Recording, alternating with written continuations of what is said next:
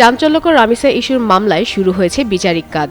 এরই মধ্যে আদালতে তোলা হয়েছে প্রধান আসামি সোহেল রানা ও তার স্ত্রী স্বপ্না আক্তারকে।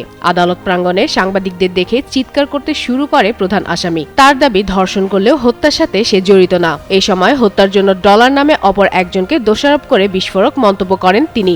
সোমবার আলোচিত এই মামলার চার্জ গঠন করা হয়। এদিন সকাল 8:45 মামলার প্রধান আসামি সোহেল রানা ও তার স্ত্রী স্বপ্না আক্তারকে কারাগার থেকে আদালতে আনা হয়।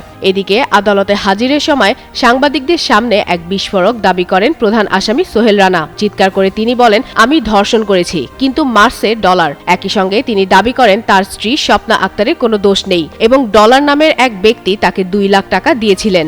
ডলার নামের ওই ব্যক্তির প্ররোচনা ও অর্থের বিনিময়ে এই ঘটনা ঘটেছে বলে অভিযোগ করেন তিনি। তবে তার এই বক্তব্যের সত্যতা নিয়ে এখনো কোনো আনুষ্ঠানিক তথ্য পাওয়া যায়নি। রাঁধুনি মেজবানি মাংসে মশলা থাকলে আসল মেজবানি রান্না কোনো ব্যাপারই না।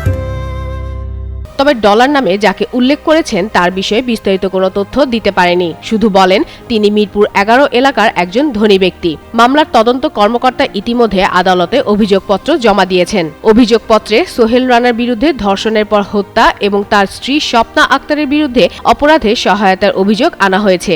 মামলায় 18 জনকে সাক্ষী করা হয়েছে। এর আগে গত 19 মে নিখোঁজ হওয়ার কয়েক ঘণ্টা পর পল্লবীর একটি ফ্ল্যাট থেকে দ্বিতীয় শ্রেণীর ছাত্রী রামিসার মাথাবিহীন মরদেহ উদ্ধার করা হয়।